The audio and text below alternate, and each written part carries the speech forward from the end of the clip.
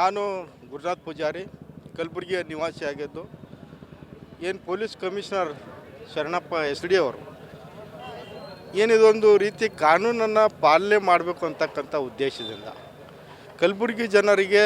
ರಸ್ತೆ ಸುರಕ್ಷತೆಯ ಅವೇರ್ನೆಸ್ ನೀಡಬೇಕು ಅಂತಕ್ಕಂಥ ಉದ್ದೇಶದಿಂದ ಅವರು ಏನು ಸುಪ್ರೀಂ ಕೋರ್ಟ್ನ ಆದೇಶ ಆಗಿದೆ 199 ಆ್ಯಕ್ಟ್ 199A2 ಪ್ರಕಾರ ಯಾರು 18 ವರ್ಷಕ್ಕಿಂತ ಕಡಿಮೆ ವಯಸ್ಸಿನ ಮಕ್ಕಳಿದ್ದಾರೆ,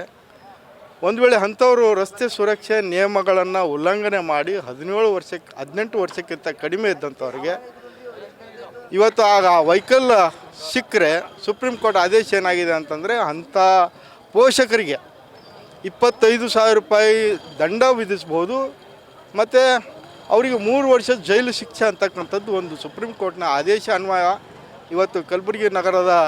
ಕಮಿಷನರ್ ಅವರು ಮಾಡ್ತಕ್ಕಂಥ ಕೆಲಸ ಅತ್ಯಂತ ಶ್ಲಾಘನೀಯ ಕೆಲಸ ಅಂತಕ್ಕಂಥದ್ದು. ಈ ಒಂದು ವಿಷಯ ಇವತ್ತು ನಾನು ಈ ಸಭೆಗೆ ಬಂದಿದ್ದೆ, ಕಮಿಷನರ್ ಅವರು ಕರೆದಂಥ ಸಭೆಗೆ. ಈ ಸಭೆಯಲ್ಲಿ ಭಾಳ ಕೂಲಂಕುಷವಾಗಿ ಜವಾಬ್ದಾರಿಯುತ ಪ್ರಜೆ ಆಗಿರುವಂಥ ನಾವೆಲ್ಲರೂ ಇವತ್ತು ಕಲಬುರಗಿ ಅಗದಿ ಒಳ್ಳೆಯ ನಗರ ಆಗಬೇಕು, ಕಲಬುರಗಿ ರಸ್ತೆ ಸಂಚಾರ ಮತ್ತು ಮಕ್ಕಳಿಗೆ ಗಾಡಿ ಕೊಡಬಾರ್ದು ಅಂತಕ್ಕಂಥ ನಿಯಮಗಳನ್ನು ಹೇಳೋದ್ರ ಮುಖಾಂತರ ನಮ್ಮೆಲ್ಲರಿಗೂ ಕಣ್ ತೆರೆಸುವಂಥ ಕೆಲಸ ಮಾಡಿದ್ದಾರೆ. ಅದಕ್ಕಾಗಿ ಪೊಲೀಸ್ ಇಲಾಖೆ ಕಮಿಷನರ್ ಅವರಿಗೆ ಈ ಒಂದು ಸಂದರ್ಭದಲ್ಲಿ ನಾನು ಅಭಿನಂದನೆಯನ್ನು ಸಲ್ಲಿಸ್ತಾ ಇದ್ದೇನೆ.